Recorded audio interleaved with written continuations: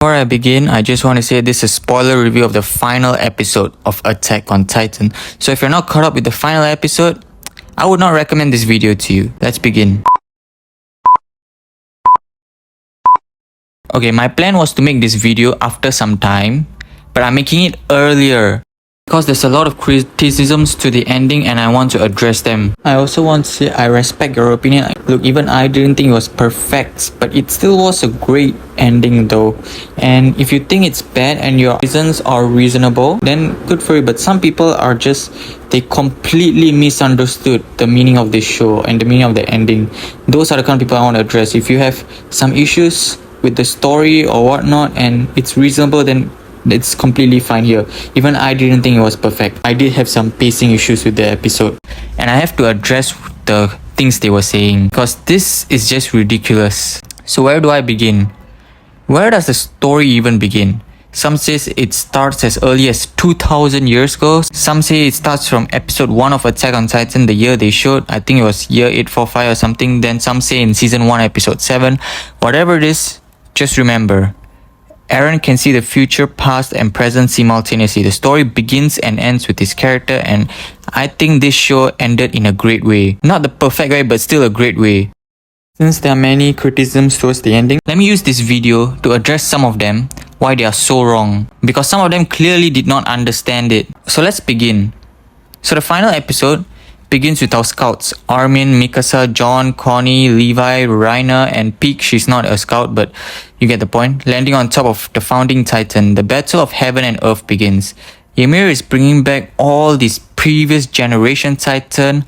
Armin gets swallowed by the zebra giraffe titan, I guess. Then Peak goes on to do her own thing, which is to blow up Eren's nape. Everything going on is crazy, but all the action, animation throughout this sequence is just brilliant. Mappa, good job guys. You guys are doing amazing. Keep up with the good work. But maybe take some breaks in between as well.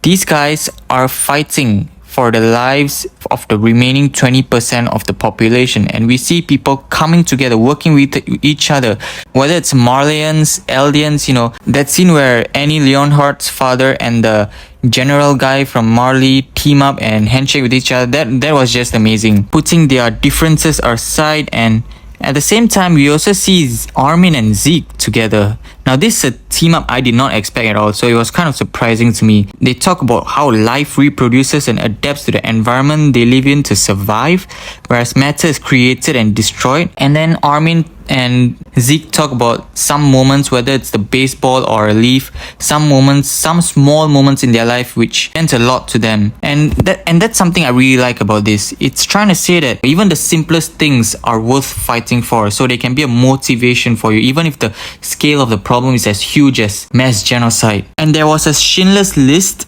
kind of scene in this episode which just blew me away, both emotionally and also mentally. Sheer brilliance of it. I mentioned in my previous video, I like the art direction Mappa took, and this is a prime example of that. They focus in on this mother and her baby who are colored, and the baby is colored red too, and this focus has been put on them, and everybody else around them is black and white. This puts in more focus on them and it makes us feel more emotional for them. Also, bringing life into this world is another topic handled in this show. I mean, one of the things that Zeke wanted to do was the euthanization plan, which meant remove the ability of Eldians to reproduce.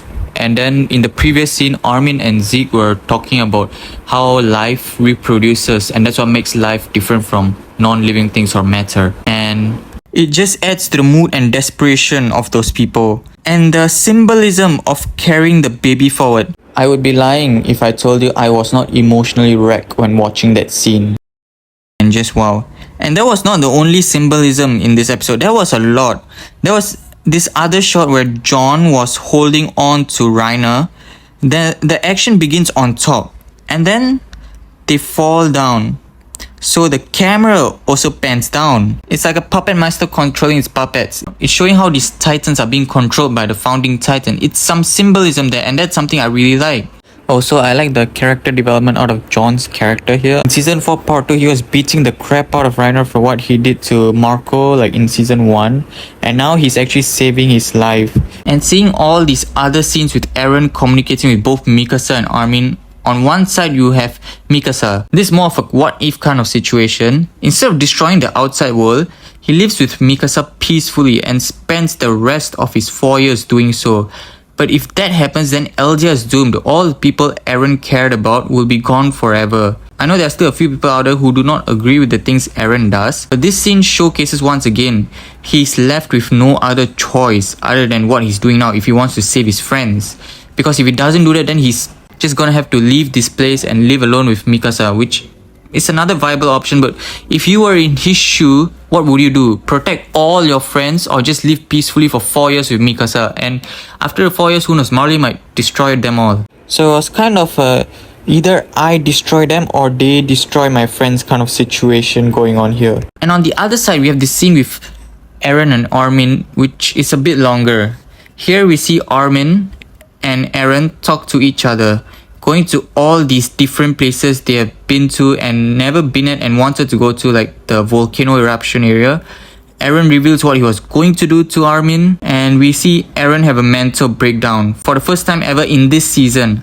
Up until then, he's just been resolute. He's always has this cold face and he wanted to achieve what he wanted. But here he reveals he cannot take it anymore.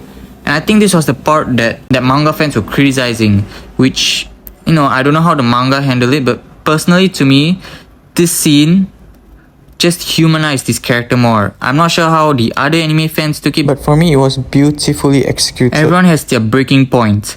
Eren says his mind is scrambled because of how he can see the past, future and present simultaneously. And he tells Armin how much he loves Mikasa.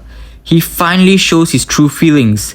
This scene was just amazing. Some people might find it strange coming out of Eren, but personally to me, I just saw it as him venting out his feelings that he has kept to himself for so long. Because how long can a person even take that much pain inside of him? All the sadness, anger, anxiety he keeps to himself in order to achieve his goals. It's just really hard to keep all that inside yourself. You know, you need to vent it out. You know, that's how people go about. It's just amazing. Hands down, respect to Isayama. Mikasa gets to deliver the final blow here, and it was just so tragic to have her be the one to do it. And that's why it was also very fitting. Mikasa has been the one doing the most to protect Eren, and now she's the one who has to end him. And remember how in the previous episode, we saw this one snippet of a scene where Armin was in the coordinate and he saw young Eren and then back to the ship again. This explains that scene more, like what happened during that scene. So that's something amazing as well. Ymir got what she wanted, so she got to witness true love,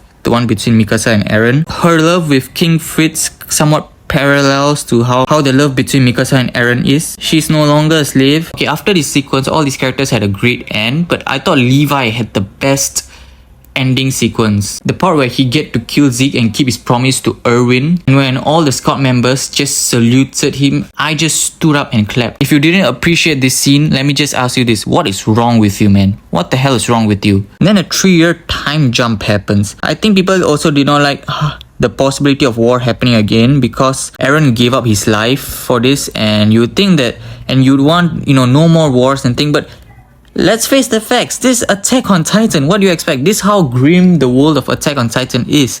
And it also parallels the real world where war is inevitable. So I don't know what these people are complaining. I mean, just look at the world today. Who on earth wants the Russian-Ukraine war? Nobody. But it still persists on even today as I'm making this video. And who on earth wanted the Palestine-Israel war to break out? Nobody again. But here we are. So even though we don't want war, it still happens. So it's not just the world of Attack on Titan as you see here. It's the same as the real world. In the timeline, there was Mikasa under the tree, not Eren this time, so that's a nice callback. She still has her old scarf, and this bird just swoops in, takes Mikasa's scarf. I'm not gonna lie, when I first saw that scene, my eyes widened and my jaw dropped. I was just so shocked. Birds symbolize freedom. You know, how the scouts always say wings of freedom.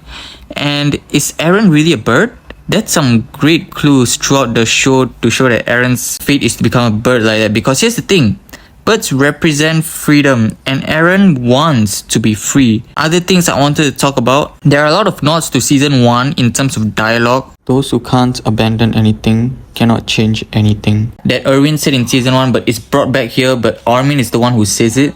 And there was another scene where Mikasa in season 1 says, she's strong and whatnot, and here she says the same line as well. And there were probably other notes which I cannot remember right now, but there probably were. After the episode ends, Eldia gets more technologically advanced, and they just show this through as the credits are rolling. They have missiles now, and the buildings are much taller and more advanced. But Aaron's grave still remains there. A new person comes in and enters the tree like how Ymir did many years back. What I like here is that Ymir was chased and hunted by dogs to that tree. That is awful, where all the parts meet the coordinate. But here, the guy and the dog are friendly and going with each other together. This shows how much time has changed, and just like the cycle repeats itself again, I like how this scene concluded here because it makes us think, is it something as bad as the time when Ymir fell there, or is it going to be a better outcome? And they added Mikasa's grave, which was really sad, but man, if you think about it, she finally got to join Eren in the afterlife. So Attack on Titan had such a big scope for the story, and yet it excelled in delivering all the themes of the story very well. All the scenes had a fitting end, especially Levi, I said this before, and Hanji in the previous episode as well. My only issue with the episode was the pacing was too fast in certain moments because there was clearly a feeling of being rushed here. So those are just my thoughts. So there are a few kind of people I want to address here. The first group of people belong to manga readers. There are some manga readers out there who are spoiling the hell out of this ending way before this show was going to finish because, they were ruined by the manga ending, so they want the anime viewers to be ruined as well. And that is just dirty, first of all. Second group of people I want to talk about is those who have only read the manga, never really watched the anime, and already said that the anime ending sucked. Those are the second group of people. You may be wondering who would be dumb enough to do that. I've seen some YouTube videos and some YouTubers who are dumb enough to do that. Third group of people, you have a fair reason to dislike the ending. And let me just tell you, I respect your opinion. Attack on Titan is one of the greatest stories ever told in media. I won't change my mind on that.